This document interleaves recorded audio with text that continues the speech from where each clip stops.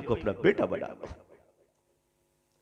कोई बेवा औरत है, मुताल्लिका औरत है, उसकी मदद कीजिए। अगर निकाह की उम्र बाकी है तो उसकी दूसरी शादी करवाइए। यह आपकी जिम्मेदारी है। वरना याद रखिए, एक मस्जिद के अहाते में अगर कोई औरत मजबूरन अपनी आबरू का सौदा करती है तो हाजी साहब, नमाजी साहब, बचोगे नहीं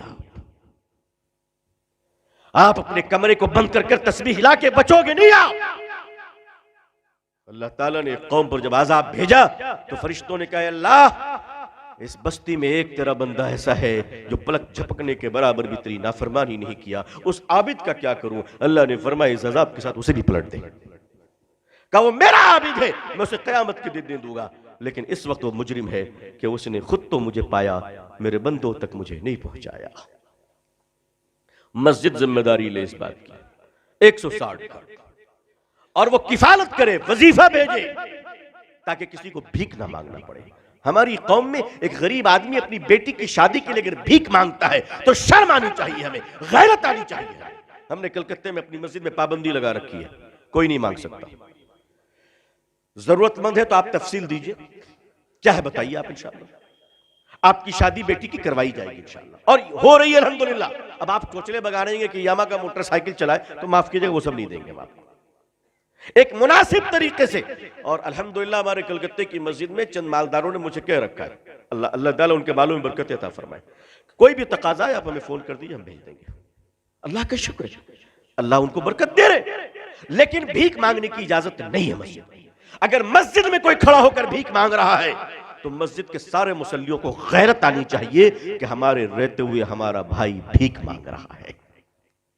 जी, गैरत आनी चाहिए, गैरत आनी चाहिए। बेगैरत है वो लोग जो 10-5 दे के निकल जाते हैं, बेगैरत है वो लोग दीनदार नहीं है, सखी नहीं है, वो बेगैरत है, वो भिखारियों को प्रमोट कर रहे हैं। सिखों में आपने भीख मांगते हुए नहीं देखा होगा, जैनियों में आपने भीख मांगते हुए नहीं देखा होगा। क्यों? वो अपने गरीब को खड़ा कर देते हैं, गरीबों को खड़ा कर देते हैं। हम गरीबों की कमर तोड़ देते हैं। हम मोबाइल खरीदते 50,000 की, लेकिन गरीब को आलू में 1 रुपये ज्यादा देने के लिए तैयार नहीं है। कहते नहीं, मोल भाव करो, दाम करो, नीचे करो। नेट पे खर्च करेंगे, इंटरनेट पे खर्च करेंगे, मगर हम किसी की मदद नहीं करेंगे। और मदद भी करेंगे तो अल्लाह की पनाह, ये जाड़ा आ रहा है ना, सर्दी आ रही है, कंबल बांटेंगे लोग, स्टेज लगाएंगे, माइक लगाएंगे और कहेंगे आओ गरीबों कंबल दूं। उस वक्त तक नहीं दूंगा जब तक कि फोटोग्राफर ना आ जाए, क्योंकि हम खुदा को दिखाने के लिए थोड़ी ना दे रहे हैं। और उसके बाद कंबल भी देंगे तो ऐसे गरीब को हाथ इस तरफ, चेहरा फोटोग्राफर की तरफ। क्यों गरीबों को जलील करते हो? सोचो अगर मंजर बदल जाए तो कैसा लगेगा। अगर कल को वो इस तरफ हुआ, तुम उस तरफ हुए, तब क्या होगा? तब क्या होगा? आज अल्लाह ने देने के लायक बनाया है तो चर्बी जम गई है, फोटो खिंचवा कर देते हो गरीबों को। इसी मुल्क के मारवाड़ियों को, मेरी बड़ी मशहूर तकरीर है इस पे, मारवाड़ियों ने किस तरह खिदमत की है। लोगों, गैरों को सिर्फ बुरा कहने से नहीं होगा, हमारी अच्छाइयां उन्होंने ले ली, उनकी बुराइयां हमने ले ली। आइए, अगर मुकाबला करना है, जो गम आपके दिल में है 2 दिन से, मैं उस गम से अलग नहीं हूं। मैं तो उससे इतना मुतासिर हूं कि बस अल्लाह बुलवा रहा है इस वक्त जो मैं आपसे बोल रहा हूं, और मेरी हैसियत नहीं कि मैं तकलीफ कर सकता था। मैं आपसे कम गमगीन नहीं हूं, लेकिन इलाज तो ढूंढना पड़ेगा ना। अगर हम आप रोने ही लगेंगे तो काम कौन करेगा? इलाज तो ढूंढना पड़ेगा, इस गम से तो निकलना पड़ेगा, मुतबादिल तो ढूंढना पड़ेगा।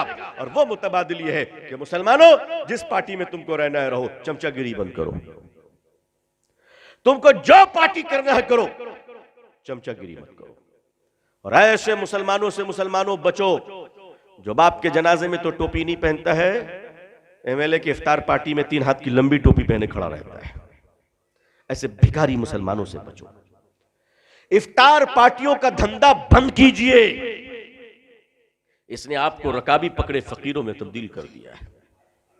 नहीं, और आप चुप रहना सीखिए, कुछ नहीं बोलना है, नो कमेंट्स। सोशल मीडिया का इस्तेमाल कम कीजिए, हो सके तो अपने घरों से टीवी को निकाल दीजिए। आप सोच रहे हैं मैं क्या कह रहा हूं। मेरे बुजुर्गों, टीवी में न्यूज देखते हो, न्यूज में सिवाय तुम्हें गाली देने के और क्या दिया जाता है? बंद करो टीवी देखना। अपने कौम को गाली सुनवाने के लिए तुम पैसे खर्च करते हो। मेरे बुजुर्गों, अपने वक्त का सही इस्तेमाल कीजिए, कोई काम नहीं तो सो जाइए, कुरान पढ़िए, अल्लाह अल्लाह कीजिए, इस्तग़फ़ार पढ़िए, ताकि आंख बंद होने